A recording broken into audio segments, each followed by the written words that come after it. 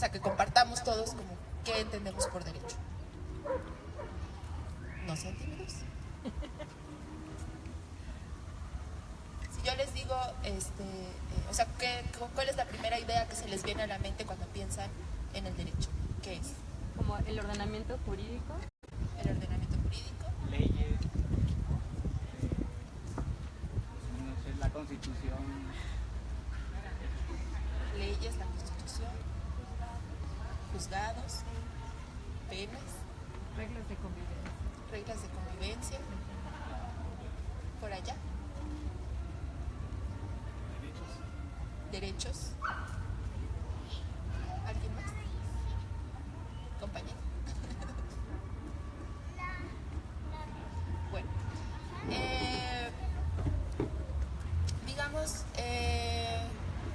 vamos a estas ideas, digamos, que se asocian con el derecho, que tal vez podríamos englobar como en esto, ¿no? En leyes que contienen derechos y en los aparatos de justicia, ¿no?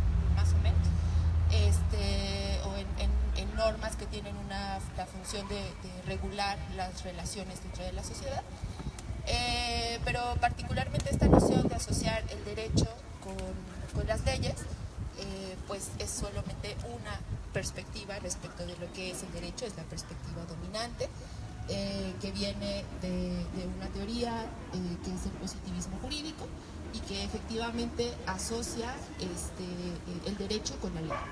Evidentemente, bueno, podemos encontrar como varias definiciones. La más general se refiere al derecho como un conjunto de normas, efectivamente, que tienen una serie de características especiales y que regulan las relaciones dentro de la sociedad.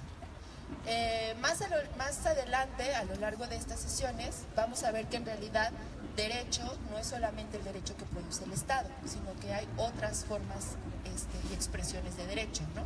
El ejemplo que tenemos siempre más a la mano, pues es el derecho que se produce en los propios pueblos indígenas al momento en el que resuelven sus controversias a través de sus formas tradicionales y de sus autoridades tradicionales.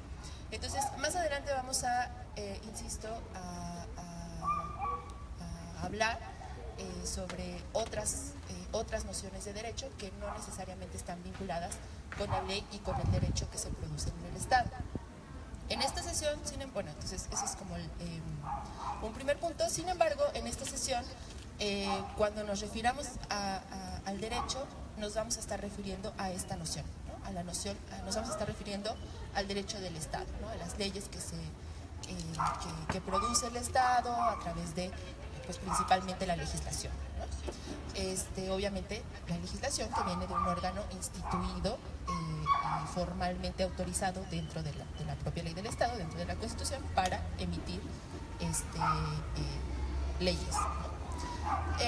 Ahora, pero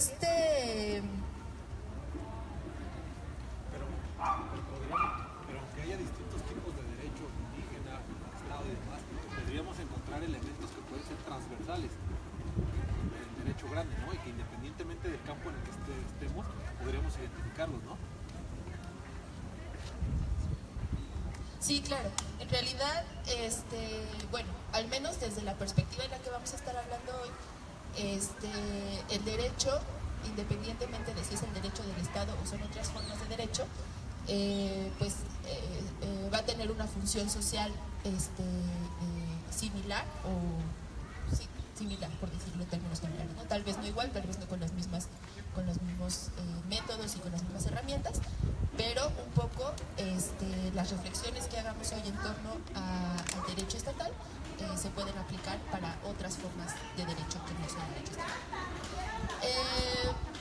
Ahora, el otro, digamos, ese es como un primer punto de donde vamos a partir en esta sesión, ¿no? Entonces, cuando hablemos de derecho, en esta sesión nos vamos a estar refiriendo a derecho del Estado, pero eso no significa que en todas las sesiones, cuando hablemos de derecho, nos vamos a referir al derecho del Estado. Siempre, eso es una cosa que siempre se va a mencionar, ¿no? A aclarar. Ahora, si asociamos el derecho con la ley. ¿Cuál creen ustedes? Bueno, no, perdón. El otro concepto que necesitamos dejar pues medianamente claro, tener un consenso de a qué nos vamos a referir, es el concepto de violencia. Entonces, nuevamente me gustaría que compartiéramos qué tipos de violencia conocemos.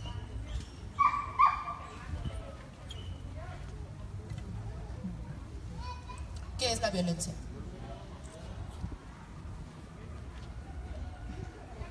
Generar daño, inhibir derechos o posibilidades, ¿no? Puede ser.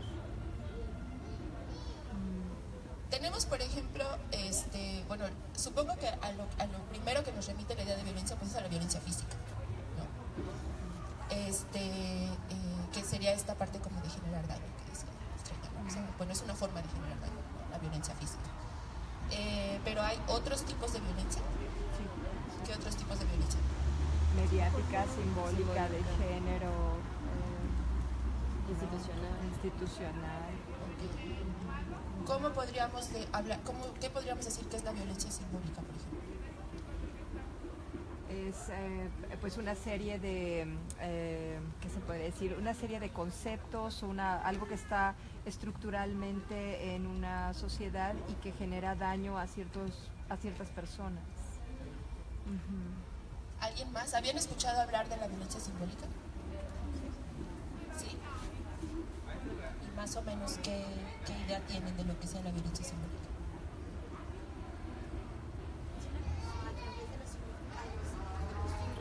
A través de los significados y los símbolos. Es la imposición de más poder sobre otro con menos poder a través del que se violenta a través del cual se violenta el derecho. Es decir, cuando decimos que las mujeres tienen que ser santas o putas, es una violencia simbólica hacia la mujer. Muy bien. ¿Han escuchado hablar de la violencia estructural, por ejemplo? ¿No? Bueno. Existen diferentes tipos de violencia, ¿no? Aparte de esta violencia física, decíamos, está la violencia simbólica, que efectivamente una noción de violencia simbólica es esta, ¿no? O sea, imponer significados o imponer roles, ¿no? Para que exista este tipo de violencia simbólica, pues se necesita que haya relaciones desiguales de poder, ¿no? Es decir, unos tienen más poder, otros no tienen poder, ¿no? Unos son los opresores, otros son los oprimidos.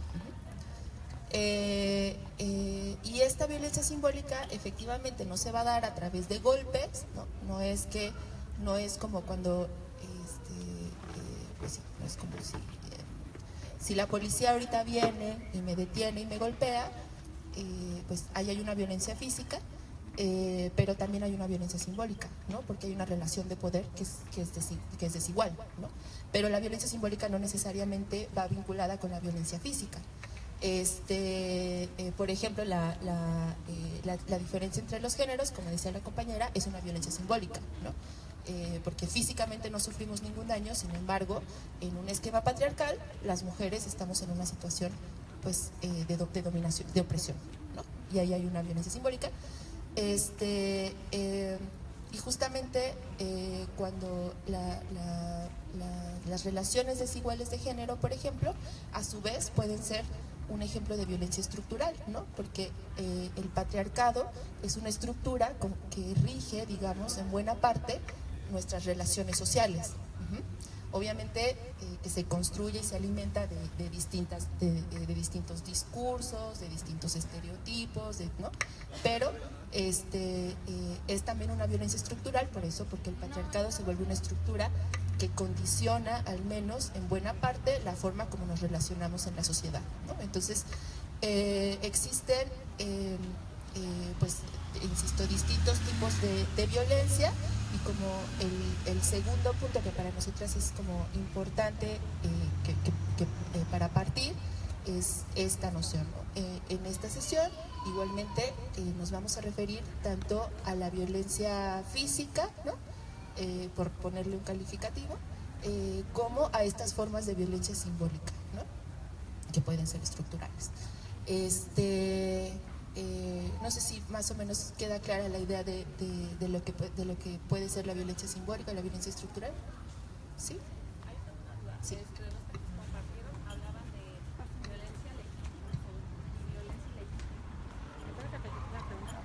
En los textos que compartieron, hablaba de la violencia legítima y la violencia ilegítima. Como que no me quedó muy claro y ahí como que me gustaría que abundaran un poquito en eso, o si estos tipos de violencia entran dentro de estos tipos de categorías.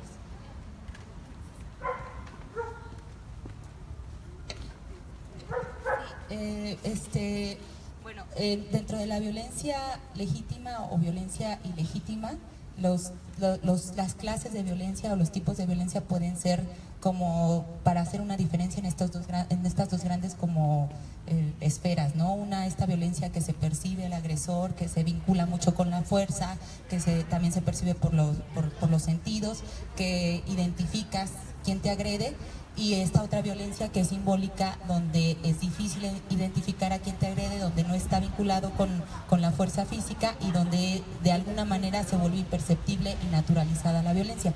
Entonces, a lo que se refieren en los textos respecto a la violencia legítima es aquella potestad, digamos, que tiene quien es titular de esa violencia, y lo que está en juego, digamos, dentro del derecho es justamente la legitimidad de esa violencia. Entonces, ahorita un poquito más adelante, cuando entremos a hablar respecto también de los estados de excepción, pues vamos a ver cómo se diferencia esta violencia o cómo hace la diferencia los autores. Pero básicamente es esta violencia que es ilegítima, la que actúa fuera del Estado, fuera del derecho, como la que es del particular y que se convierte como en una amenaza al Estado. Por ejemplo, pues podemos decirlo como el derecho de los pueblos indígenas, que de repente como que el Estado lo percibe como una amenaza, como que los propios movimientos sociales, ¿no? Que de repente como que son como una amenaza, como algo fuera de la ley, digámoslo así. Entonces eso podría entenderse como dentro de la violencia ilegítima. Así es. Sí, exacto. Y de entrada, el discurso siempre es pues que las formas de violencia legítima pues van a ser las que se supone que van a ser las que están solamente las que están contempladas en la ley, ¿no? Por ejemplo, el uso de la fuerza policial pues es una violencia legítima, ¿no? Obviamente en ciertas circunstancias, pero de entrada es una violencia legítima, ¿no? La violencia que pueda provenir por seguir el ejemplo que tomaban de un movimiento social, no sé, vamos a pensar por ejemplo aprovechando el día, no sé, por ejemplo, la violencia tanto física como simbólica que se percibió respecto del levantamiento armado del EZ, por ejemplo, es una violencia que se clasificó como una violencia ilegítima, ¿no? Entonces, oficialmente, o bueno, en el discurso oficial del derecho, pues la diferencia esencial va a estar ahí, ¿no? Va a estar en si está contemplado en la ley o no está contemplado en la ley. Pero lo que vamos a ver justamente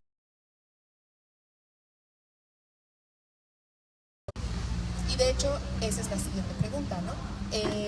Decimos, vamos a hablar de derecho, vamos a referir pues principalmente a las leyes del Estado, ¿no? Y vamos a hablar de violencia. En un primer punto vamos a referirnos a una violencia así física, visible, ¿no? La idea es preguntarnos cuál es la relación, la idea es preguntarnos cuál es la relación entre el derecho y la violencia, y digamos, ese es como el punto al que queremos llegar en esta sesión, ¿no? ¿Cuál es la relación entre el derecho y la violencia a partir de esta perspectiva de la teoría crítica? Porque desde luego, desde la teoría del derecho, desde la teoría jurídica, pues digamos, lo que justamente se trata de evitar es que los particulares puedan hacer uso de la violencia, ¿no? Porque si los particulares empiezan a hacer uso de la violencia, de orden social, ¿no? Si cada quien puede hacer lo que y echar mano de la violencia a su propia consideración, ¿no? Ese es un poco como desde la teoría jurídica, ¿no? Pero antes de llegar a ese punto, otra pregunta que quisiéramos como plantear es antes de llegar a la relación que tiene el derecho con la violencia, pues preguntarnos en qué se funda la autoridad de la ley, ¿no? Si todos nosotros respetamos la ley, sabemos que las leyes existen y que las tenemos que respetar, ¿no? Y de hecho la mayor parte de las veces las respetamos. Pero esas leyes, ¿por qué consideramos que son dignas de obedecerse? ¿En qué se funda la autoridad de la ley? ¿Sí? ¿Por qué creemos que es correcto respetar esas leyes? ¿Qué es lo que les da autoridad a esas leyes para decirnos qué hacer y qué no hacer y que nosotros tengamos que obedecerlas? ¿Se han planteado alguna vez esa pregunta? ¿Y por qué? ¿Por qué obedecemos las leyes? ¿Por qué creemos que es válido someternos a las leyes? Por el miedo, ¿no? Porque la gente, hay una sanción, entonces muchas veces no es como que culturalmente porque tú, sino por el miedo a la sanción, ¿no? Muchas veces por eso se cumplen las leyes. O sea, de hecho las leyes como que podrían considerarse una forma de violencia porque, bueno, las leyes a veces no son como que apegadas a la realidad del país y para mucha gente pueden ser como que una imposición, ¿no? Como un tipo de violencia. Entonces, creo que más que nada, o bueno, al menos por la realidad de nuestro país, se obedece por el miedo a la sanción, ¿no? No tanto porque culturalmente tú creas que debes hacerlo porque está bien, ¿no? Sino que muchas veces yo percibo que es por el miedo. Pero ¿y si tenemos...? Bueno, pero en un primer momento estaríamos nosotros como ciudadanos, como personas, cediendo al Estado esa autoridad. Entonces, hay un pacto, ¿no? En donde la ciudadanía hacemos este contrato, ¿no? Entonces, yo respeto la ley y tú que tienes el derecho, digamos, de usar la violencia, me proteges a mí. Y entonces entre todos establecemos un pacto social en donde hay unas personas que tienen el derecho del uso de la violencia, que es en este caso pues el Estado, el gobierno, y otras personas que obedecemos porque, bueno, se supone que tenemos ciertos beneficios en ese delegarlo, ¿no? Al aparato estatal. Y además por otra parte está como la cuestión de si pensamos que el derecho es una cuestión de las normas básicas de convivencia, entonces pareciera que es necesario para poder coexistir como sociedad y en tanto posibilitarnos el desarrollo y la vida plena, ¿no? Se entienda lo que se entienda como así. Y, o sea, también es cierto que está, o sea, dices como en qué se finca, ¿no? O sea, esto obedecer a, sin que, digamos, no se nos educa, o sea, se nos educa en el sentido de seguir las normas básicas de convivencia desde que estamos, no sé, en el colegio, muy pequeños. Pero la idea de la sanción viene a reforzar esta idea de por qué no te puedes salir de esa norma de convivencia, y la sanción no solamente es una cuestión física, también es una cuestión simbólica, ¿no? Te dejan de hablar, por ejemplo, ¿no? Se te tilda como alguien que es peligroso, no sé, o de desobediente, y entonces a partir de eso te va restando derechos o te va restando posibilidades de desarrollo. Entonces hay como un sistema de adoctrinamiento, ¿no? En el que crecemos pensando que si obedecemos más, entonces tenemos más posibilidades de... Y si obedecemos menos, entonces las posibilidades se van a ir restando y por lo tanto nuestra vida va a estar mucho más limitada. O las sanciones, en mi caso ya más jurídico, tendrían que ser una cuestión de, no sé, de cárcel o de castigo a la vida.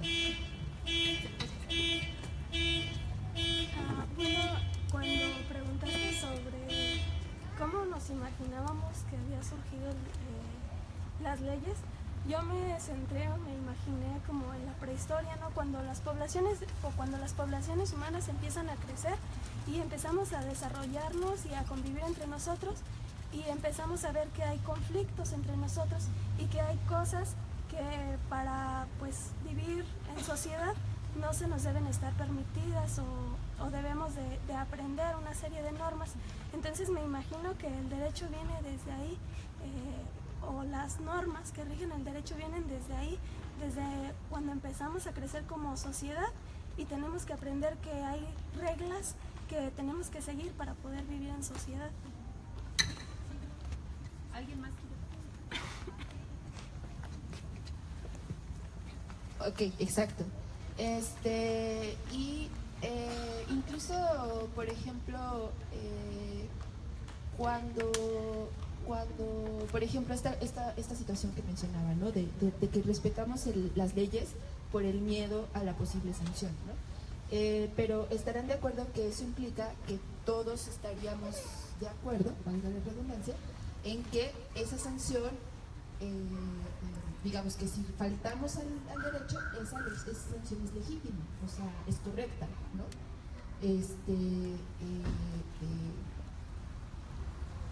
¿no? Eso formaría parte de ese consenso, ¿no? De hecho, efectivamente, una de las justificaciones pues viene de esta teoría del contrato social, ¿no? Se supone que efectivamente en algún punto todos hicimos un pacto, ¿no? En el cual nosotros le cedimos al Estado esta posibilidad de hacer uso de la violencia, ¿no? para conseguir nuestros propios objetivos. Le cedimos eso al Estado, efectivamente a cambio de seguridad, a cambio de derechos, a cambio de seguridad social, ¿no? Es como que sentamos las reglas para poder vivir en sociedad, y entonces acordamos que todos íbamos a seguir esas reglas y que quien no siguiera esas reglas pues iba a ser acreedor a una sanción, ¿no? Y entonces se supone que en ese pacto también nosotros decidimos que determinadas personas de las que formábamos esa comunidad pues iban a constituir en autoridades, ¿no? En gente que nosotros reconocemos como autoridades y que son quienes van a estar haciendo esas reglas o aplicando las sanciones o verificando, digamos, que todos cumplamos ese pacto, ¿no? Esa es como así en términos muy generales, la teoría del contrato social. Y efectivamente, aunque no necesariamente sea algo que nos enseñen tal cual en la escuela, todos por distintos mecanismos entendemos más o menos que esa es la idea, ¿no? De que si hay leyes, pues las leyes están para respetarse, pero que además de alguna forma todas esas leyes pues están hechas con nuestro consentimiento como sociedad, ¿no? Porque nosotros votábamos por los legisladores, porque votábamos por el presidente, porque votábamos por fulano, sutano, perengano, que son nuestros representantes, que llevan nuestra voluntad, ¿no? hacia determinados espacios, que es donde se hacen las leyes o donde se aplican las leyes, ¿no? Entonces se supone que todos formamos parte de ese pacto y que esa es, digamos, la fuente de legitimidad y del propio derecho, ¿no? Eso es lo que hace válido esas leyes, ¿no? que tenemos en nuestra sociedad. Ahora la siguiente pregunta es, ¿a ustedes alguna vez les han preguntado si están de acuerdo con una ley? ¿Cuál es la forma de gobierno que quieren tener? ¿Cuál es el modelo económico que quieren tener? Si están de acuerdo con que las leyes regulen determinadas cosas y otras no, o con la forma como las regulan. No. O cuándo habría sido ese pacto social, ¿no? O sea, como decía la compañera, pues por lo general pues decimos, pues sí, ¿no? Pues en la prehistoria o en algún momento como muy originario de la vida en sociedad, ¿no? Pero si son las leyes que a nosotros nos están rigiendo hoy, pues estoy casi segura de que ninguno de nosotros participamos, al menos no directamente, ¿no? Se supone que participamos indirectamente, pero pues ahí también cabe la suspicacia, ¿no? Porque cuántas leyes no se promulgan con las que necesariamente no estaríamos de acuerdo, ¿no? Y nadie nos pregunta si estamos de acuerdo o no estamos de acuerdo, ¿no? Entonces,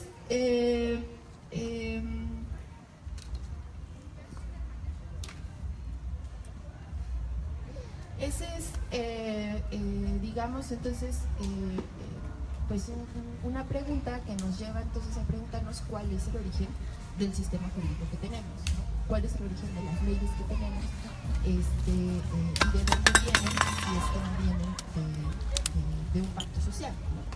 Y si nosotros nos ponemos a pensar como en la historia, podríamos decir que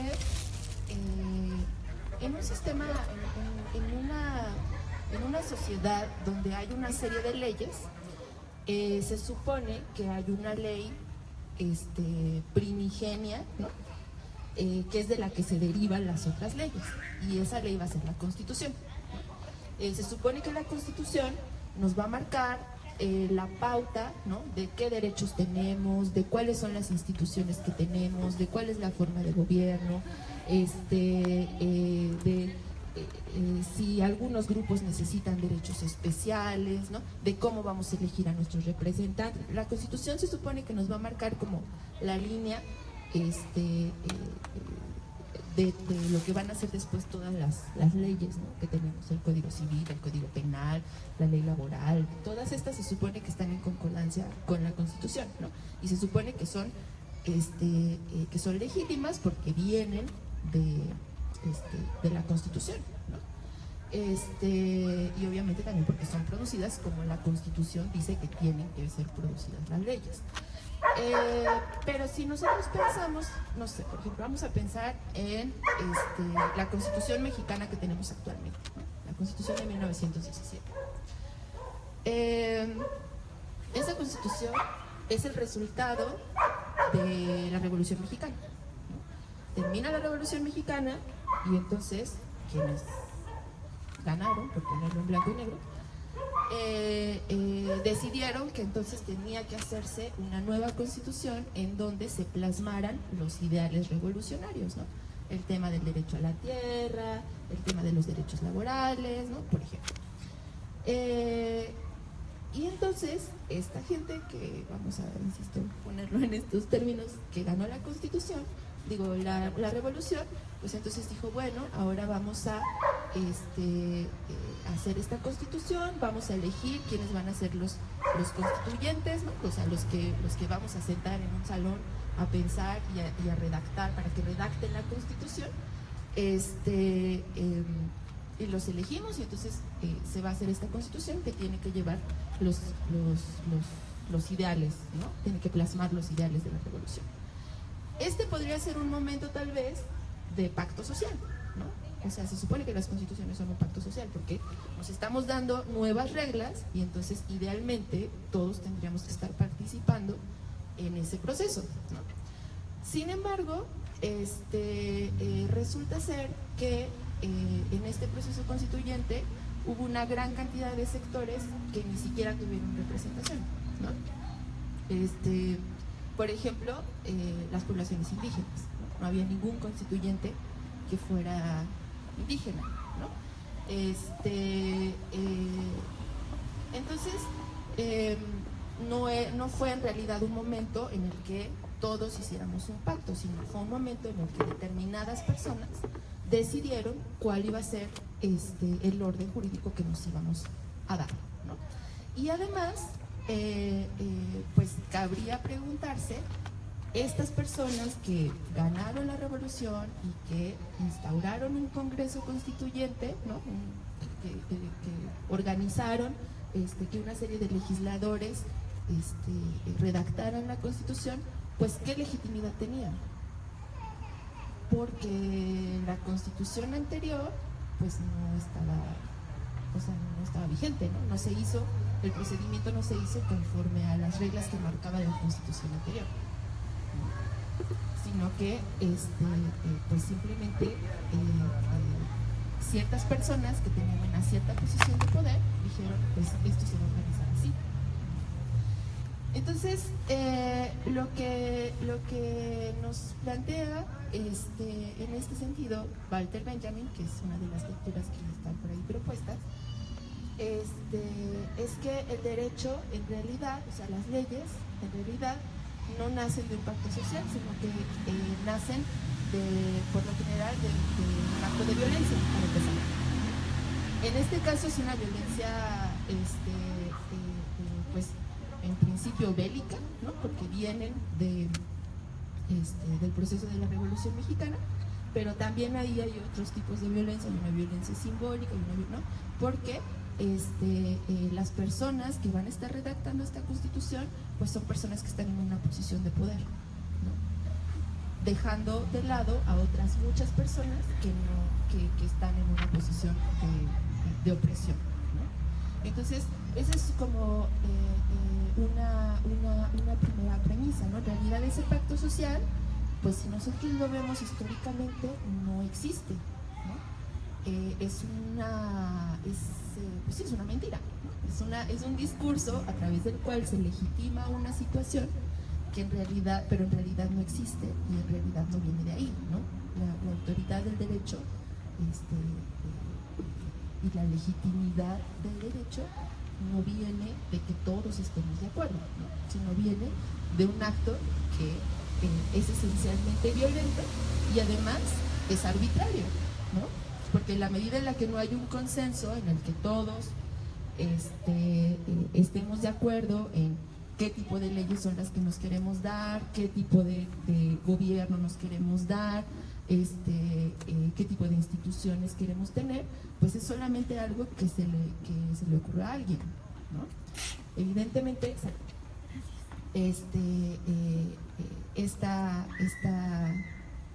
no se les ocurrió nada más porque sí, ¿no?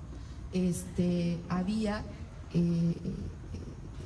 la intención, eso sí, pues de alguna forma clara, de establecer un orden, ¿no? Pero un orden que seguía determinados intereses y sobre todo determinadas perspectivas, ¿no? Si yo voy a organizar aquí entre nosotros un gobierno, pues en mi cabeza el gobierno debe de ser una democracia directa, con estos mecanismos, con estas autoridades, ¿no? Y como yo soy la que voy a decir, como yo soy la que está en posición de poder, pues entonces yo voy a decir cómo lo vamos a hacer, ¿no? Entonces, la ley, la Constitución, el derecho, surge esencialmente en un acto de arbitrariedad y surge en un vínculo muy cercano con la violencia. Y ustedes lo pueden ver prácticamente en todos los procesos constituyentes, ¿no? Desde luego vamos a ver que la mayoría de los procesos constituyentes, la mayoría de las veces que un Estado se ha dado una constitución y que esa constitución viene por un momento de guerra, ¿no? No, más bien, vamos a ver que la mayoría de las constituciones vienen como resultado de un proceso bélico, ¿no? Ahora tenemos al menos 2 ejemplos de procesos constituyentes importantes que no vienen de un proceso bélico, ¿no? Que serían el de Ecuador y el de Bolivia. Pero bueno, retomamos esa situación más adelante, ¿no? Pero la mayoría de las constituciones sí van a venir de estos procesos como de violencia, violentos, ¿no? Y van a ser, insisto,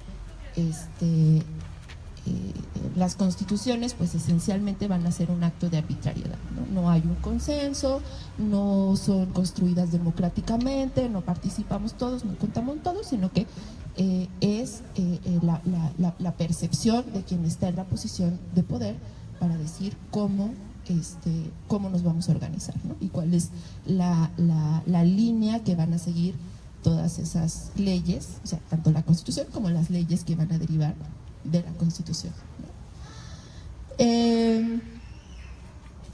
Entonces, bueno, ahí tenemos como una primera relación entonces entre el derecho y la violencia, ¿no? El derecho, desde esta perspectiva de teoría crítica, en realidad surge, es violento desde eso, surge de la violencia. Ahora,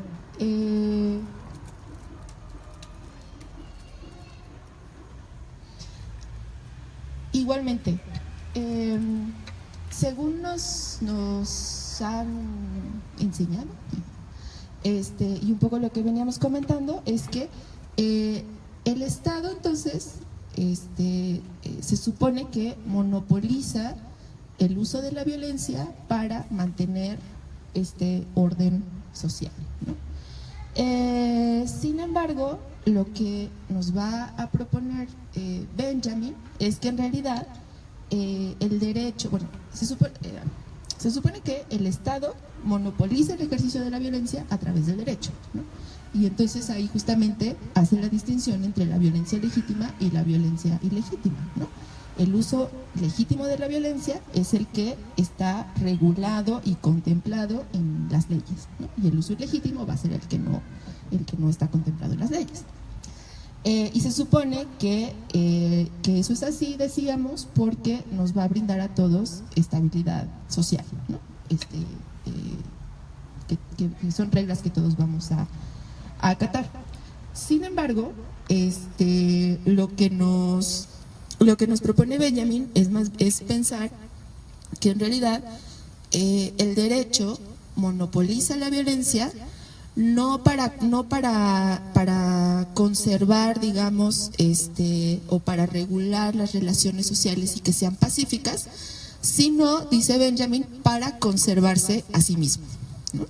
Entonces, él nos va a hablar de dos tipos de violencia, ¿no? De la violencia fundante y de la violencia conservadora. Entonces, la violencia fundante, si nosotros volvemos al ejemplo de la Revolución Mexicana, nosotros antes de la Revolución, pues vivíamos en esta época que hemos denominado el Porfiriato, ¿no? Donde había un cierto orden de relaciones de poder, un determinado status quo, ¿no? Había una diferencia social de clases, había quienes tenían la posesión de la tierra, quienes no tenían la posesión de la propiedad de la tierra, ¿no? Salud. Y había un orden, ¿no? Había una aristocracia, bueno, lo que sea, no aristocracia, pero bueno. Entonces viene la revolución y ¿qué es lo que pasa? Después de la revolución, ese orden de relaciones de poder pues va a cambiar, ¿cierto? Porque entonces, bueno, se supone que sectores sociales que antes estaban como claramente en una posición de dominación, como los campesinos, como los indígenas, bueno, principalmente los campesinos y los trabajadores, pues se supone que ahora se va a tratar de revertir esa relación y entonces ahora los que no tenían tierra van a tener tierra, los que no tenían derechos laborales van a tener derechos laborales, los que no tenían educación van a tener educación, ¿no? Se revierte el orden, la clase dominante en el poder va a cambiar, va a ser otra, ¿no? Ya no va a ser esencialmente la misma que venía del Porfiriato, ¿no? Y además, decíamos, como producto de la revolución, el orden jurídico que existía antes va a cambiar, ¿no? La constitución que existía antes de la revolución va a desaparecer y se va a hacer una nueva constitución. Y esa constitución, insisto, va a tener como otros ideales y otros objetivos y va a transformar de alguna forma el orden de las relaciones de poder en la sociedad, ¿no? Obviamente en algunos aspectos, no en todos. Pero el orden en algo va a cambiar, ¿no? Entonces, lo que dice Benjamin es que este tipo de violencia que hace que el orden jurídico, que el derecho, que las leyes que existían antes se caiga, ¿no? Y entonces surja una cosa diferente, más diferente, menos diferente, pero diferente al fin. Eso es lo que él va a entender como violencia fundante. Ajá. Son tipos de violencia, en este caso estamos hablando principalmente de esta violencia bélica, de esta violencia, ¿no? Que lo que va a hacer es tirar la ley, la constitución anterior, ¿no? Y poner un orden jurídico nuevo. Ajá.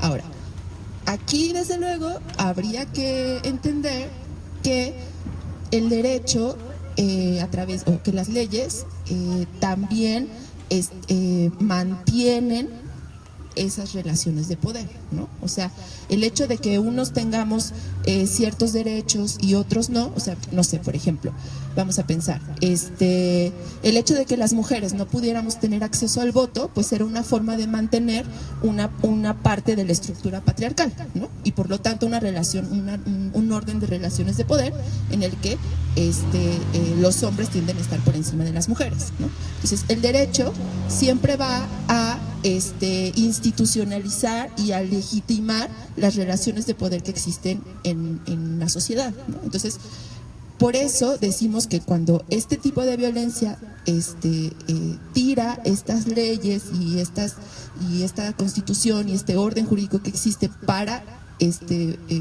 fundar otro, ¿no?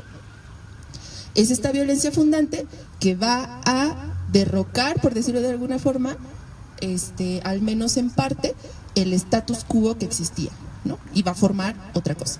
No a lo mejor, insisto, hay cosas que se mantienen, pero esencialmente en términos generales, esta violencia fundante lo que va a hacer es transformar el orden jurídico, ¿no? Y transformar, de alguna forma, el status quo, el orden establecido de las relaciones de poder en la sociedad. Ajá. Entonces, si esto es así, si de pronto estos brotes de violencia pueden hacer esta transformación, ¿no? Tirar el orden jurídico existente, decíamos, Benjamin lo que nos dice es por esta razón que el derecho monopoliza el ejercicio de la violencia para conservarse a sí mismo. Porque entonces, si una revolución, si un levantamiento armado, si tal, yo lo considero como una violencia ilegítima, lo que voy a tratar de hacer es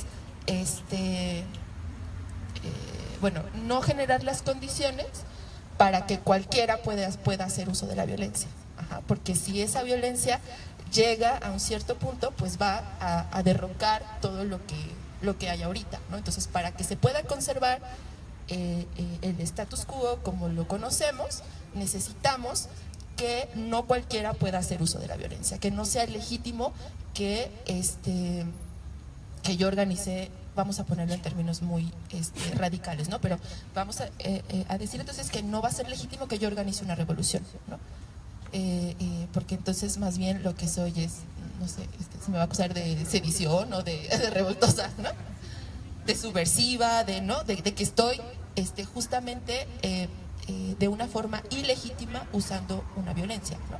Pero lo que nos va a decir Benjamin es, el punto es que el derecho, o sea, es necesario que el derecho entonces monopolice el uso de la violencia, que sea desde el derecho, desde donde se diga qué violencias son legítimas y qué violencias no son legítimas, porque si monopoliza la violencia, la controla, ¿no?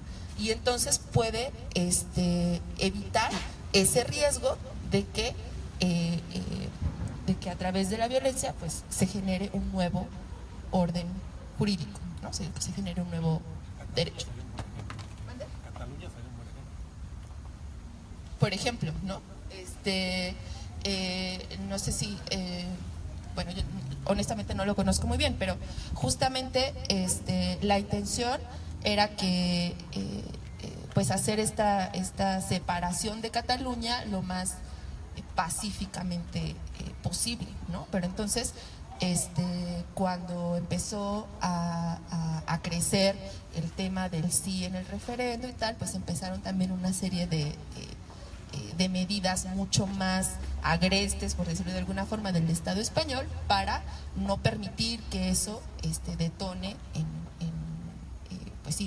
la independencia finalmente de Cataluña, ¿no?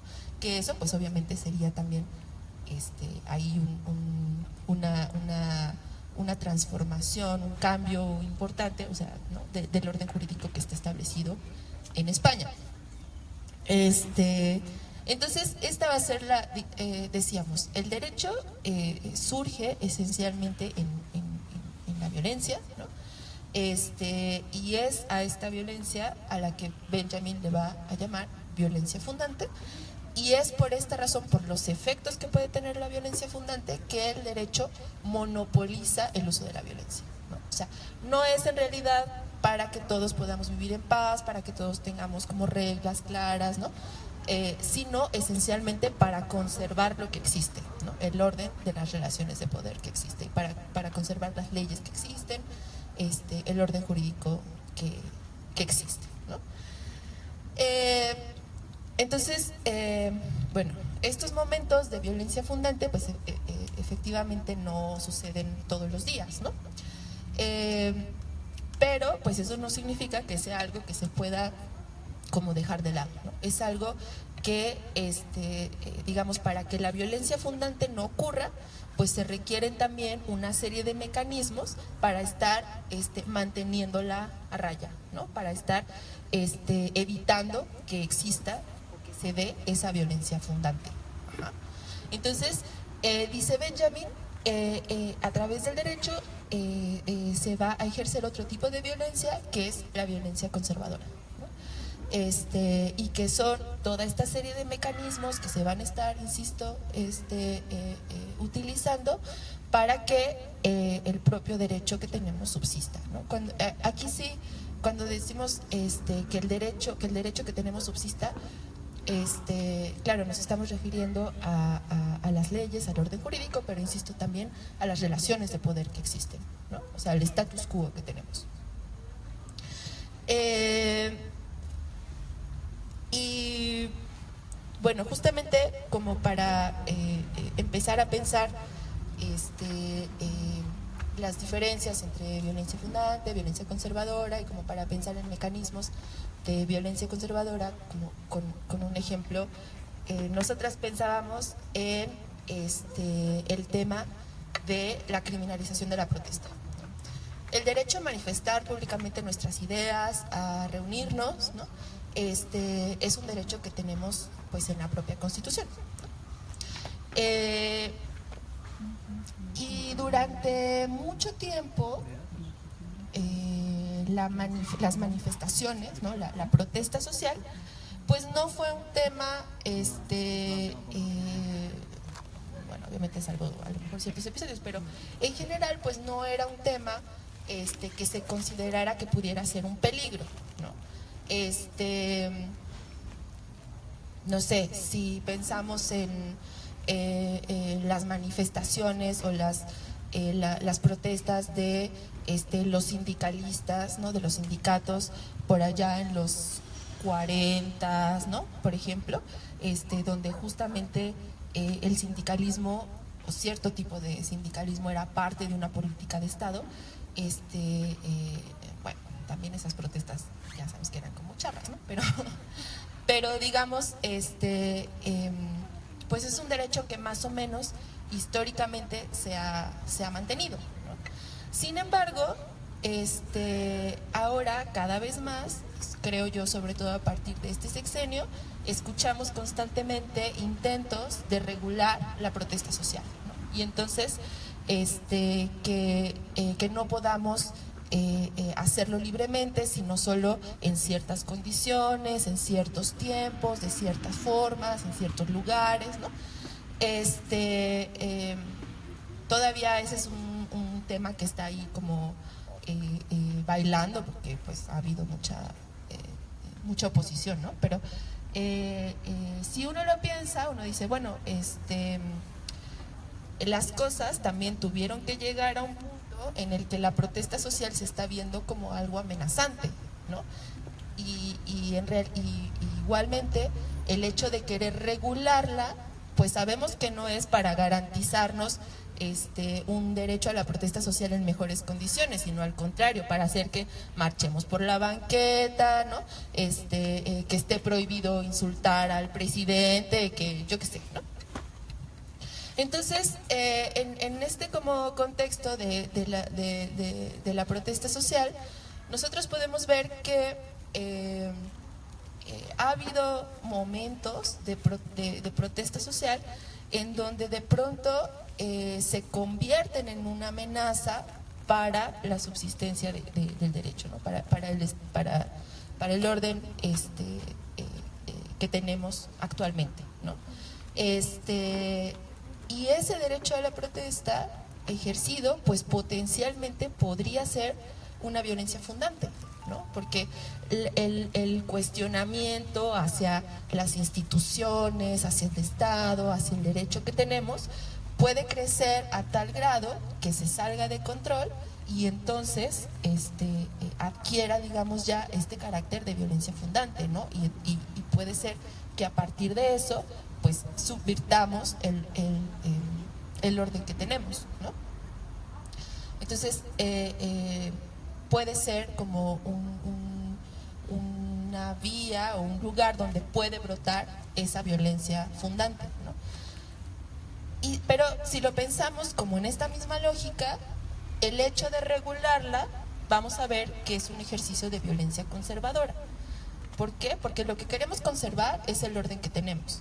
Entonces, si nosotros lo regulamos, ¿no? Otra vez volvemos a decir qué es legítimo y qué es ilegítimo, ¿no? Volvemos, digamos, de alguna forma a reivindicar o a amarrar, por decirlo en términos muy coloquiales, ese monopolio de la violencia, ¿no? Y entonces, si yo te digo cómo y cuándo y dónde te puedes manifestar, y si tú no lo haces así, pues entonces también yo como autoridad estoy legitimado para, pues al final para lo que es la criminalización de la protesta, ¿no? Para acallarte, para detenerte, para violar incluso ese derecho que tienes a manifestarte, pero ahora legítimamente, ¿no? Porque tú no lo estás haciendo como lo marca la ley, sino de una forma distinta, ¿no? Entonces, este tipo de reformas, ¿no? Que tienen que van muy dirigidas a regular una determinada situación, son un ejemplo de violencia conservadora, ¿no? Yo hago otra ley, yo te digo qué sí puedes hacer y qué no puedes hacer, y el objetivo es, digamos, mantener, vamos a decirlo en términos muy, muy coloquiales, que nadie se me salga del huacal, ¿no? De mantener el orden que tenemos, ¿no?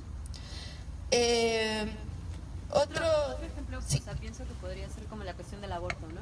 Es como el aborto en ciertas cosas y solo bajo ciertos aspectos, por ejemplo en Michoacán, ¿no? O sea, el Estado sigue manteniendo el control de los cuerpos de las mujeres, en tanto que el aborto no es libre, ¿no? O sea, el Estado determinará a partir de lo que decidan ellos, básicamente, en qué condiciones serían legítimas abortar y en qué condiciones no sería legítimo abortar. Y entonces el mecanismo de control se mantiene.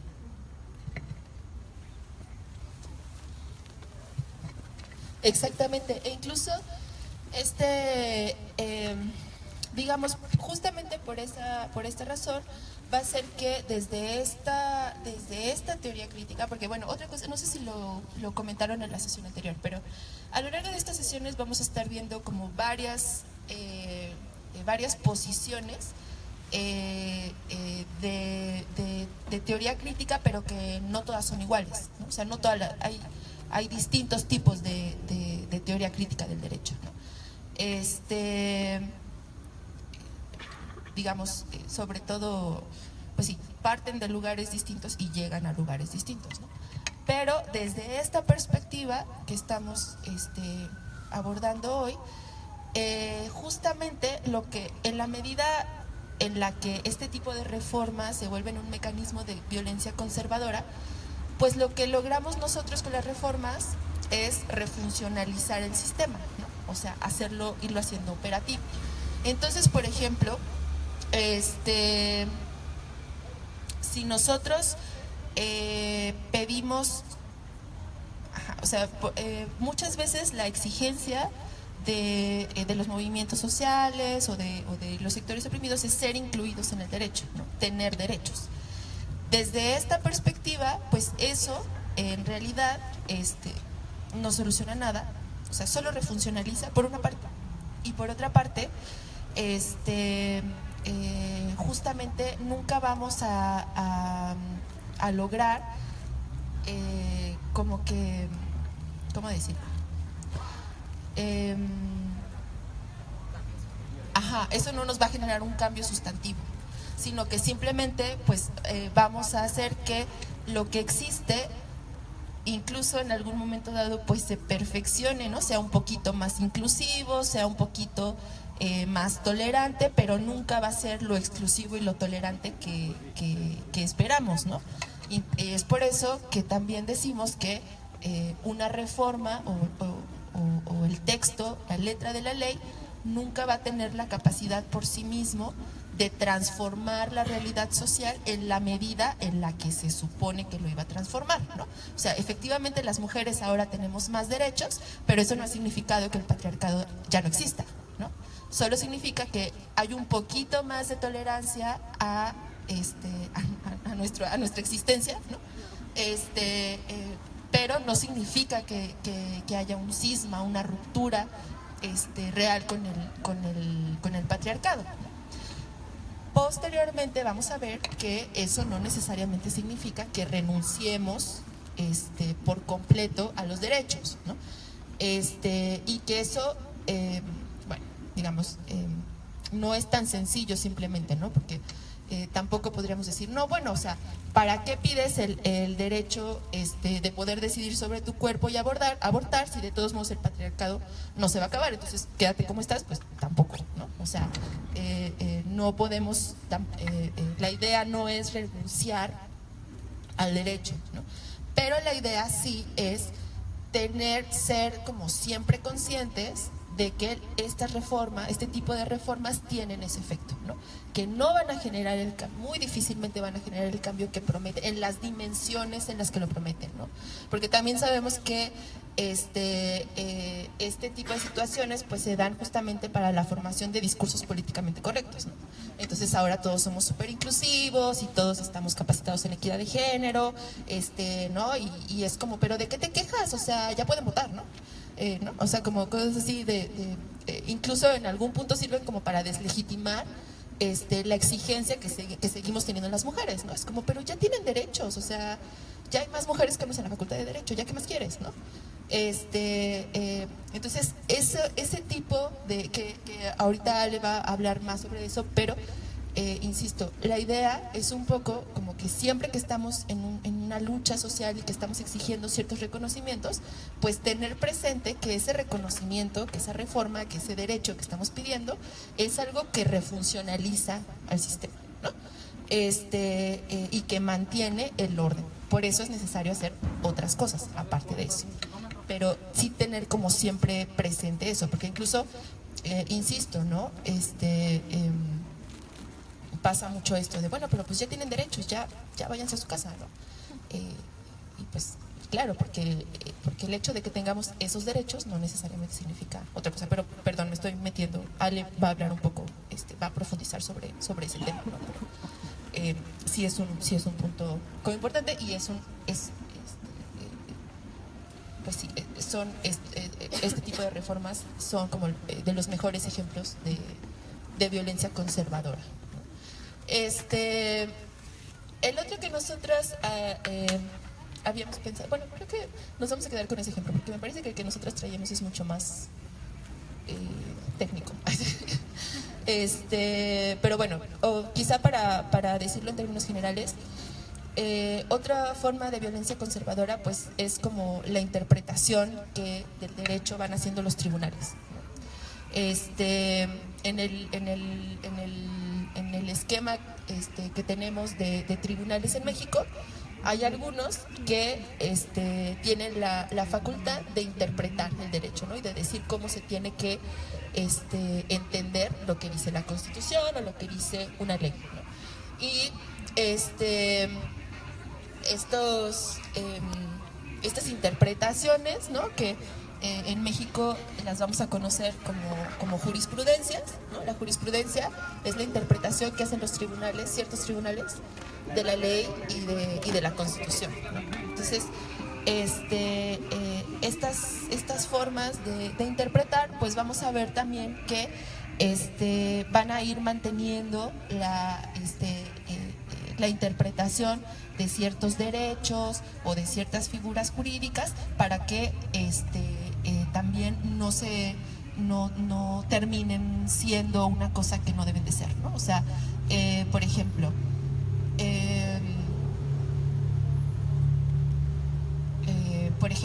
no sé si ustedes han escuchado hablar del juicio de amparo. Sí, todos más o menos. El juicio de amparo es un juicio que podemos, en teoría, interponer todas las personas cuando una autoridad del Estado nos viola un derecho, ¿no? Si a mí me detienen arbitrariamente, pues yo puedo meter un amparo para ir con un juez y decirle: a mí llegaron, me detuvieron, no siguieron el procedimiento, no tenían orden de aprehensión, ¿no? O sea, me violaron el derecho que tengo a que se siga un procedimiento, y entonces, pues obviamente la idea es que me restituyan el derecho, ¿no? Se supone que pues eso, el amparo tendría que servir para ser un instrumento que las personas tengamos para defender nuestros derechos frente a la autoridad del Estado. Sin embargo, desde sus orígenes, como fue pensado y como está en la ley, es un juicio que tiene un montón de candados, ¿no? Y que termina siendo súper difícil promover un amparo. Uno, porque no cualquier abogado te lo promueve, ¿no? O abogada. Técnicamente es bien complejo porque hay un montón de vericuetos justamente en la jurisprudencia, ¿no? Y no cualquier abogada o abogado los conoce, entonces no cualquiera lo puede presentar. Y además es un juicio caro, es un juicio a veces no tan rápido, y es un juicio que al final te dicen: ah, bueno, pues sí, te violaron este derecho, pero pues usted disculpe, casi, ¿no? Porque pues no se puede hacer otra cosa más que casi que solo pedirle perdón, ¿no? Entonces, la jurisprudencia, por ejemplo, ahí vemos cómo ha ido interpretando el juicio de amparo para mantenerlo, digamos, en una línea, ¿no? Y conservarlo como tal y como está, y que no de pronto pueda como servir para otros fines, ¿no? Pero en realidad este tipo de reformas, insisto, y de derechos que se van reconociendo son quizá como el ejemplo más pues más claro, ¿no? de lo que es una forma de violencia conservadora, ¿no? Para, insisto, mantener el orden de las relaciones de poder según lo tenemos, ¿no? Bueno, ahora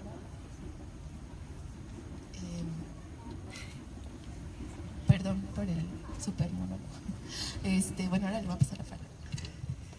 Bueno, yo voy a tratar de compartir con ustedes, pues siguiendo con esta línea un poco que nos plantea Benjamin de dos tipos de violencia fundadora y conservadora.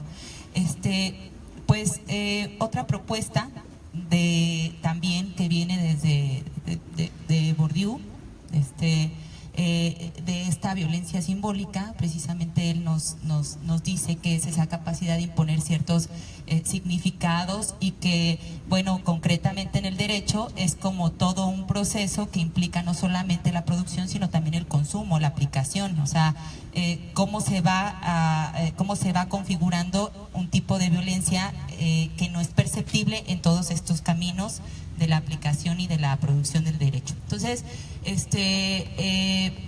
Mauricio García Villegas, que es el otro autor que enviamos, él trabaja esta idea de violencia simbólica, justamente para hacer un análisis del contexto colombiano, de la producción del derecho, de la aplicación del derecho en contextos, pues, de guerra y de narcotráfico. Entonces, este autor, pues, a mí me parece como que puede ayudar mucho en ejemplificar este tipo de violencia conservadora conservadora, no solamente como una violencia así burda, física, que se ve, que saca las fuerzas públicas del Estado, sino que hay otras formas más útiles y más efectivas para el derecho, para conservarlo. Entonces, él nos plantea un poco en esta idea también de desnaturalizar el derecho, pues que efectivamente el derecho es este discurso que nace de una violencia que es impuesto y que busca siempre estarse como conservando, porque esa es la finalidad y el objetivo de su existencia, ¿no? El foco de análisis del derecho no debería de ser, como lo dice Benjamín, ni los fines ni los medios propiamente, sino porque eso nos llevaría a atorarnos en esta otra idea que tenemos del derecho como un derecho pues universal, general, neutral, apolítico, para todos, y entonces eso no nos permitiría llegar como a una crítica directamente de la producción y del consumo del derecho, de la aplicación real, digamos, también del derecho. Entonces, él nos plantea esta idea de violencia simbólica, concretamente en la eficacia que tiene el derecho, y hace una categorización un poco tanto de eficacia simbólica y de eficacia instrumental, y que nos dice que pues el derecho está inserto justamente en esta relación de poderes, pero también en una relación muy estrecha en textos eficaces e ineficaces. Y que, bueno, generalmente la eficacia casi siempre se quiere medir a partir de ciertos objetivos que son explícitos en la ley, y que él dice que cuando es así la medida, está hablando de una eficacia instrumental.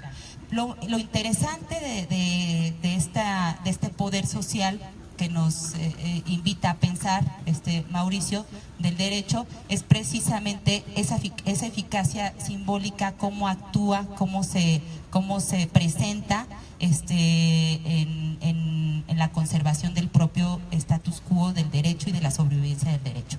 Un ejemplo para nosotros que se puede sostener en esta tesis, digamos, de una eficacia que no implica la aplicación directa de la letra de la ley, sino que tiene otros objetivos, y que esos otros objetivos implican insertar significados, insertar creencias, calmar anhelos sociales también un poco. Es la reforma, para nuestro contexto, la reforma al artículo 1 constitucional del 2011. Justamente en un clima de muchísima violencia, con desapariciones, con el ejército en las calles, justamente esta reforma donde había más violaciones de derechos humanos, la sigue habiendo. Bueno, esa sería otra pregunta que ahorita me gustaría que la reflexionáramos un poco, pero cómo en ese clima, justamente en ese momento, esta reforma al artículo 1 constitucional, donde se cambia completamente el tono de los derechos humanos, hace pues un efecto simbólico en las personas. Necesariamente tendríamos que preguntarnos si después de la reforma al artículo 1, al otro día cuando se publicó, cuando se sancionó, si cambió la realidad, o si durante el tiempo que tiene vigente esta ley ha cambiado la realidad respecto a los derechos humanos. Entonces, a mí me gustaría un poco que me compartieran si ustedes creen que la propia publicación o la propia reforma ha hecho un cambio sustancial en la realidad social. No sé, ¿qué opinión tienen respecto a eso? Es la reforma que hace que los tratados internacionales en materia de derechos humanos tengan la misma estatus que la Constitución, ¿no? ¿Sí es esa reforma? Ajá. Ah, ok, claro. Bueno, no. Nada más quería preguntar eso, ¿no? Estábamos hablando de lo mismo. ¿Alguien tiene una opinión respecto de eso? Bueno, no sé, pero yo lo veo y al final es como este ánimo de simulación, ¿no?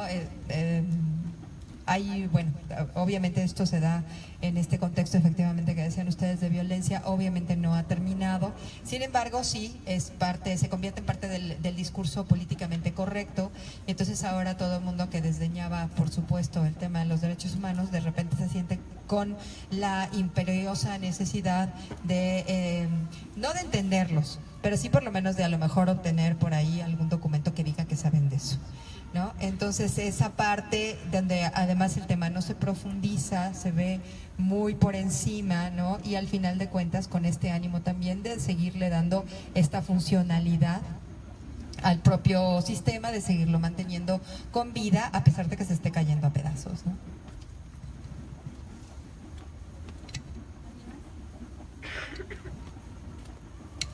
Bueno, yo no sé específicamente de qué preguntas, pero se me vino a la mente lo de los feminicidios. Aunque el delito ya está catalogado, tipificado y todo, la realidad social es otra bien diferente, ¿no? Que tienes jueces donde sigue imperando el discurso patriarcal y terminas leyendo medios que culpan a la víctima, a pesar de que el delito está bien tipificado, ¿no? Y dices, la encontraron en la calle, tuvo abuso sexual y tú puedes completar todos los puntos, y sin embargo ni la sociedad, ni los jueces, ni los medios lo ven como un feminicidio, ¿no? Es decir, esa reforma al discurso de la ley realmente no hizo un cambio social, ni histórico, ni nada.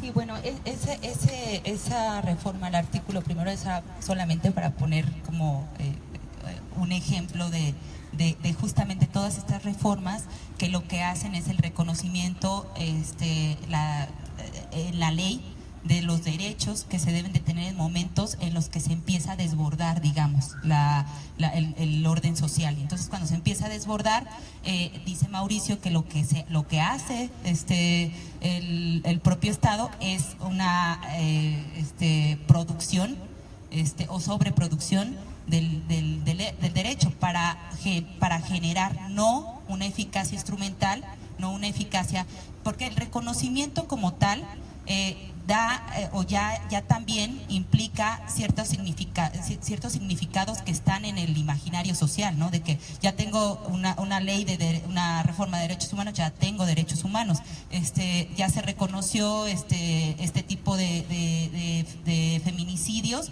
entonces ya me debo de sentir más protegida. Entonces, en realidad no es que cambie la realidad social, porque la finalidad en muchos de los, eso es lo que nos trata de proponer Mauricio, la finalidad no es que cambie la realidad social, sino que los oprimidos sigan siendo oprimidos, los excluidos excluidos, y los grupos de poder se sigan manteniendo dentro de ese orden jurídico. Y una de las cosas que tiene el derecho, o uno de los elementos o de las características del derecho, es justamente la indeterminación, la ambigüedad. O sea, está mencionado, pero no está claro cómo lo vas a hacer efectivo. Entonces, pienso como con la reforma es como que un derecho humano es que todos y todos tenemos derecho a la identidad, ¿no? Y a un nombre. Pero si tú, por ejemplo, le preguntas a la mitad de la población migrante jornalera si tiene acta de nacimiento, no tiene. Y no tiene porque no puede acceder a un registro civil, porque entonces como no tiene un acta de nacimiento, no puede ir a pedir su acta de nacimiento. Y entonces se complica la cosa porque cuando ellos y ellas tienen hijos, pues que tienen el derecho a tener hijos o hijas, entonces quieren ir a registrarlos, pero no pueden registrarlos porque no tienen actas de nacimiento. Entonces este derecho humano que es que exista, o sea, que se te dé un nombre, el Estado no lo puede garantizar, o no tiene como los mecanismos para prever estas situaciones, y sencillamente los dejan sin un acta de nacimiento. Y luego la cuestión es como, sin acta de nacimiento no hay escuela, sin escuela, o sea, ya luego sigues como con un montón de cosas, ¿no? Y entonces tú lo planteas y la respuesta básica es como, sí, ya lo veremos. Luego, es que no vino el encargado de esa área. Y entonces que en realidad, o sea, esta como enunciación de los derechos, o sea, lo que entiendo es que a la hora de poder materializarlos en forma concreta, al final sigue siendo para aquellas personas que tienen los privilegios para poder acceder a esos derechos, porque la estructura no te está dando estos mecanismos que te puedan hacer concretar o materializar los derechos, y de esos, o sea, muchos, ¿no? O sea, el derecho al agua, por ejemplo.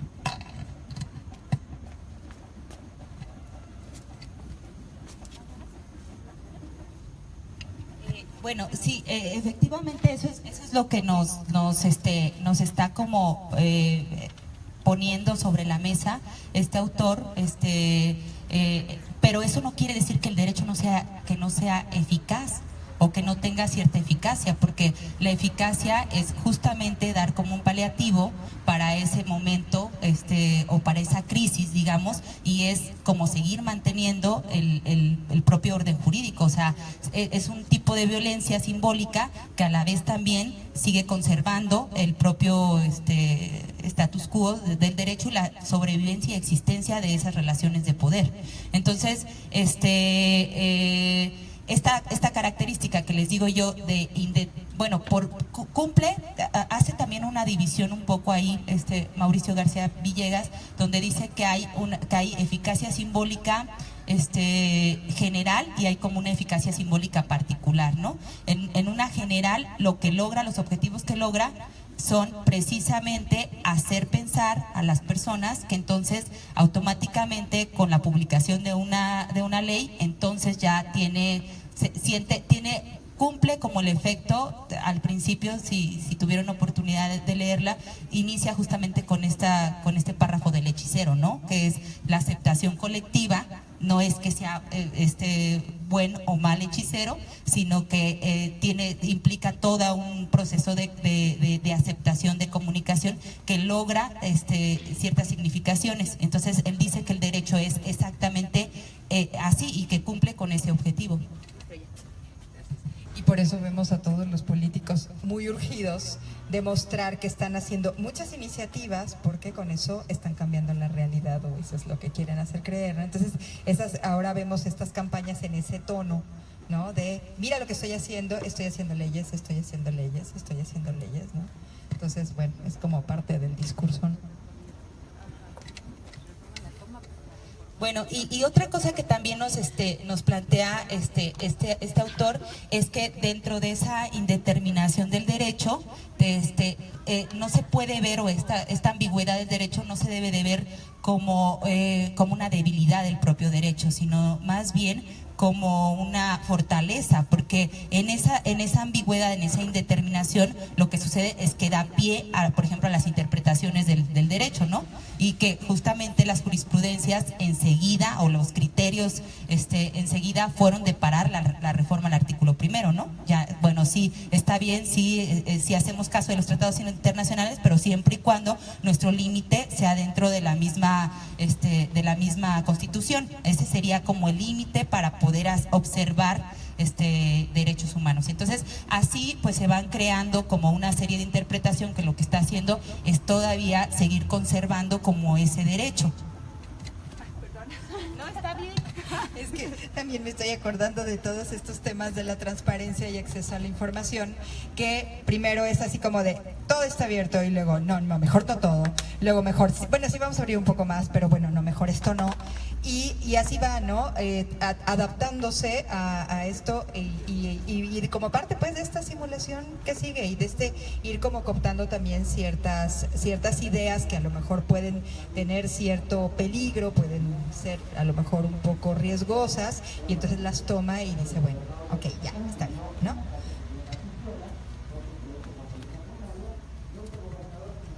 Sí, y bueno, así es como él plantea que entonces la violencia conservadora no necesariamente tiene que ser esa violencia que se visualiza, sino otro tipo de violencia que en realidad no cambia el orden social, que no cambia las relaciones de poder, y que además el ciudadano es también como cómplice de esa misma violencia, porque la acepta, la asume, y entonces el derecho también tiene una función de actuar, o sea, de buscar una forma de actuar social, que se va creando poco a poco con ese imaginario, ¿no? Ya ahora, ya entonces no tengo que protestar sobre el respeto a mis derechos humanos porque ya existe una ley súper benéfica para mí, ¿no? Que me protege, pero bueno, de eso a que realmente tengamos acceso a los derechos humanos, pues hay un gran espacio, ¿no? Entonces, esa es la idea básicamente que nos plantea y que bien sirve para ejemplificar cómo se sigue conservando entonces el derecho en el mismo reconocimiento de derechos, y eso no quiere decir que sea ineficaz o que no sea un objetivo directamente del derecho, eso es lo que busca. Entonces, la forma o la eficacia simbólica todavía es mucho más, pues más funcional para la existencia del derecho, más que ni una eficacia instrumental. Entonces, eso no quiere decir que no sea eficaz o que no tenga como esa finalidad que además puede estar intencionada en muchas de las ocasiones. Se hace justamente con esa intención de no ser instrumentalizada, pero sí ser capaz de ir insertando como estas ideas y estas significaciones, y legitimar nuevamente pues al propio Estado, ¿no?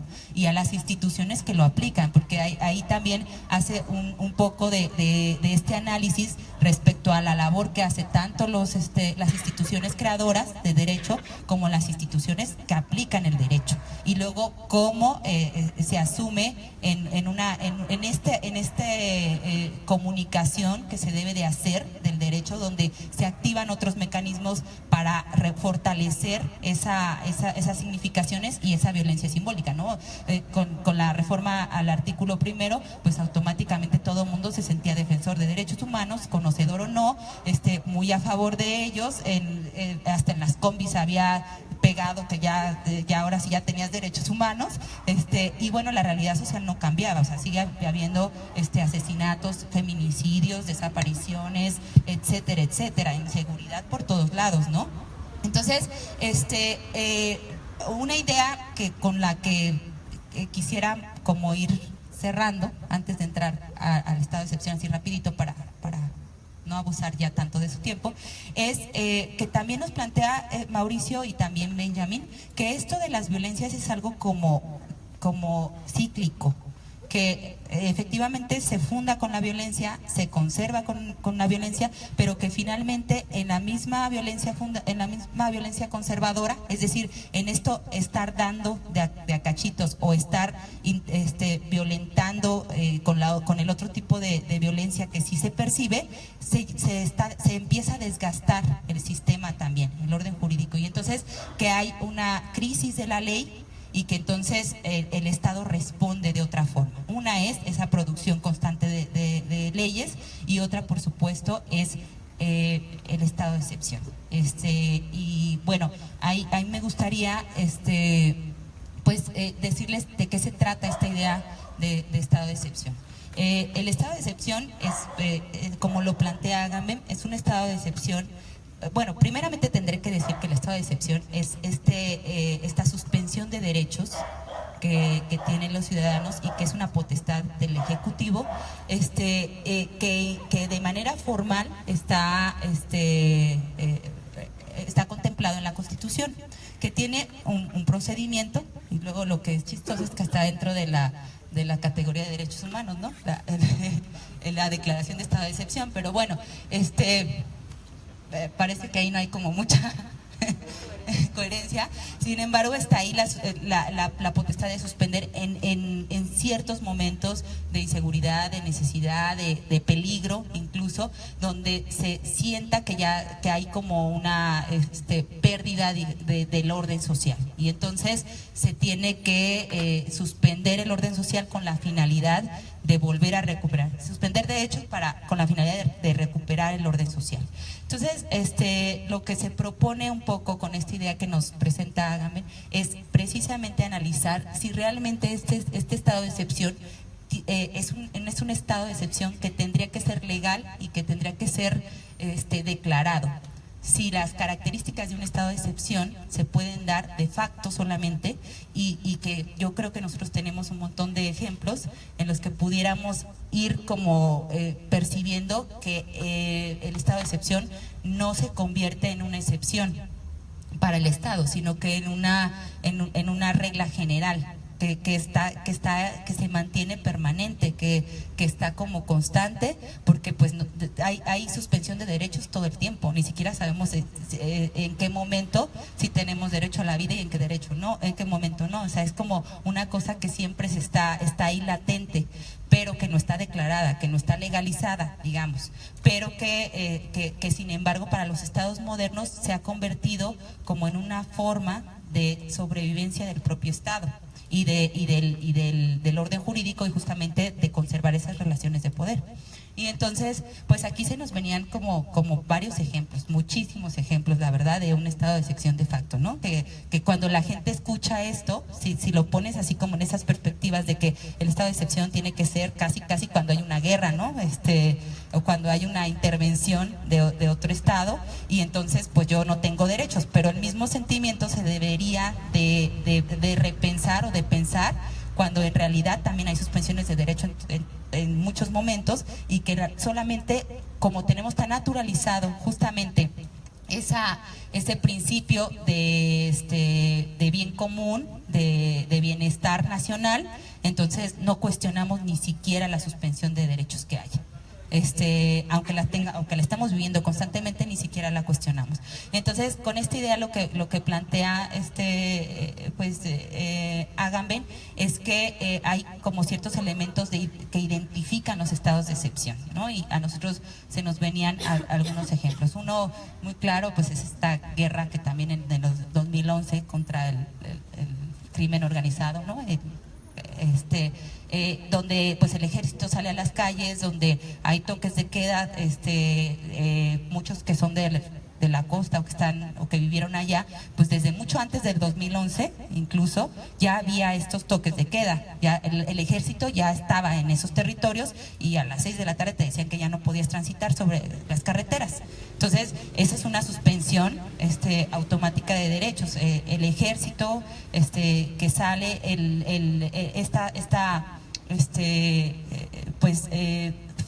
suspensión de cualquier derecho en las detenciones arbitrarias, esta fuerza bruta que utiliza el Estado constantemente, pues nos tendría que llevar a repensar si el estado de excepción justamente es este estado que está ya como un estado permanente, solamente pues, si no está anunciado, porque eso nos pondría así como muy nerviosos. Mientras no esté anunciado y legalizado, pues no pasa nada. Pero en un intento de legalizar un estado de excepción permanente, pues es justamente esta ley de seguridad interior, que entonces ahora está como más grave que ni siquiera lo que dice la Constitución, porque la Constitución todavía dice que hay que conservar, o que se tendrían que conservar ciertos derechos, ¿no? Como la vida, como el principio de retroactividad, como la personalidad jurídica, etcétera, etcétera, que esos no se pueden suspender, aunque sabemos también que eso es, como decíamos hace ratito, ¿no? En las desapariciones, pues lo primero que pierdes es la personalidad, ¿no? Entonces, esta ley lo que trata es de legalizar justamente este estado de excepción de manera permanente, pero más peligroso que la misma letra de la Constitución, porque pues si no malentendemos es como otorga como esta discrecionalidad amplia, ¿no? De utilizarse esta suspensión o de determinarse esta suspensión en ciertos momentos, y que se puedan justificar pues como muchos de eventos violentos que se pudieran dar en el país, en la calle, y que fuéramos víctimas nosotros, pero justificado y legalizado. Entonces, pues esa es un poco la idea que plantea, ¿no? Ay, perdón. ¿No está bien? No, perdón, es la culpa del patriarcado, ¿ves? Por estar interrumpiendo. No, estoy pensando, por ejemplo, en esta aceptación que, bueno, por una parte hay un grupo de personas que en relación con la Ley de Seguridad Interior han manifestado, y además con estudios muy serios y muy amplios, un rechazo a esta ley. Sin embargo, esto no es generalizado y vemos ahí pues precisamente la eficacia de todo este discurso en la población en general. Y desde, digamos, ya hace algunos años yo veía, por ejemplo, que todos los discursos de campaña y todos los eslogans de muchos políticos estaban vinculados al tema del orden. Vamos a poner orden, vamos a aplicar la ley, ¿no? O sea, está como en ese tono muy autoritario.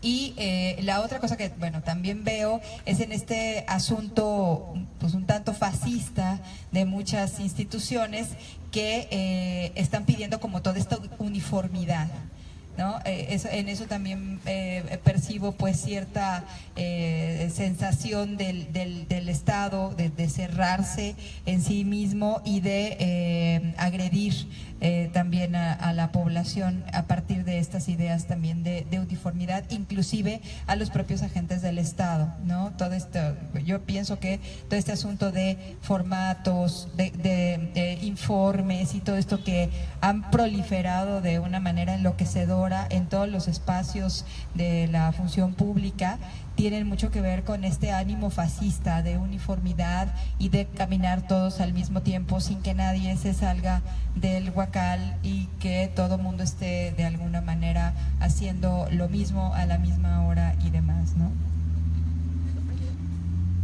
Bueno, yo solo tengo una duda.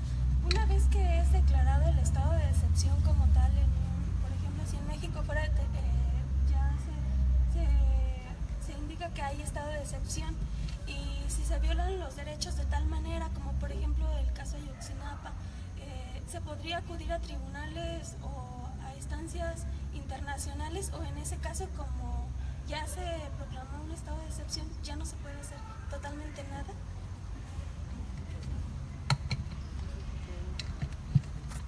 Sí, bueno, pues yo relaciono un poquito el estado de excepción con la guerra de baja intensidad que implementa el Estado, una guerra velada en contra del pueblo, en la que se ve de manifiesto diferentes tipos de violencia, lo que mencionaban hace rato: violencia simbólica, violencia física, violencia conservadora contra quienes se oponen al régimen. Y es una guerra en la que el Estado mexicano no se la declara directamente para no asumir las responsabilidades que esto conlleva, sino que utiliza a sus grupos paramilitares, cometen desapariciones forzadas, cometen ejecuciones extrajudiciales, pero evaden toda responsabilidad porque siempre culpan al crimen organizado. En ese sentido, yo creo que con la Ley de Seguridad Interior ya están haciendo como más legal, pues, no legítimo, porque legítimo sí, pero para la clase en el poder, para el pueblo, ¿no? Este uso de la fuerza o este uso de las leyes en contra del pueblo. Pero sí, no sé cuál sea la diferencia o más bien si vaya a ser un poquito más fuerte o vaya a ser lo mismo, pero ahora sí ya van a asumir su responsabilidad o ya va a haber alguna ley que les diga hasta dónde están cometiendo un delito. No sé, ahí es lo que como que no tengo muy claro, porque sí lo han estado haciendo, pues.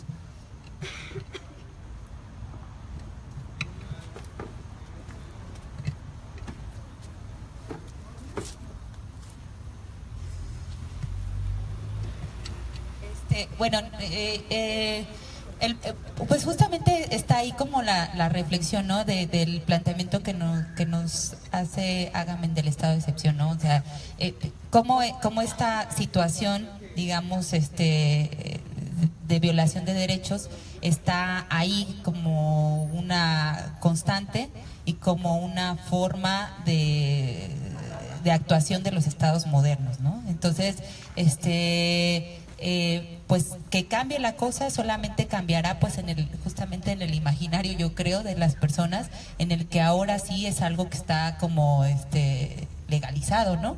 Que ahora que se va a cuestionar menos, justamente con esa idea del bien común, del control, de la seguridad, todos estos elementos que ponen también como de entrada y de justificación, y que evidentemente hacen su labor en las personas. Bueno, sí, ya nadie se espanta de ver al ejército en la calle, ¿no? Yo recuerdo que antes, cuando era más chiquita, si veíamos estas películas de guerras civiles y todo eso, pues las escenas eran pues justamente estos convoys de militares en las calles, y donde eso pues se percibía, incluso tú que lo veías en una pantalla lo percibías como peligroso, y ahora pues justamente con esta posicionamiento del discurso de la seguridad, pues parece que lo naturalizas de tal manera que ya no te espantas ni te causa ningún problema ver este tipo de actuación. Entonces supongo que lo que pasará es que ahora está legitimado, que ahora estará legalizado, y pues probablemente sea más cruda las expresiones, no más abiertas.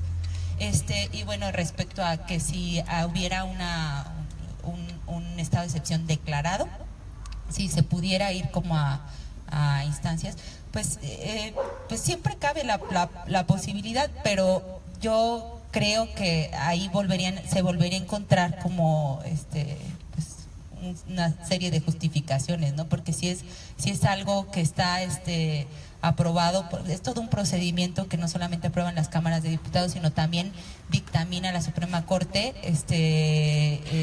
la constitucionalidad de esa declaración y de ese decreto que sacará el Ejecutivo. Entonces, y como los límites no están muy claros, entonces pues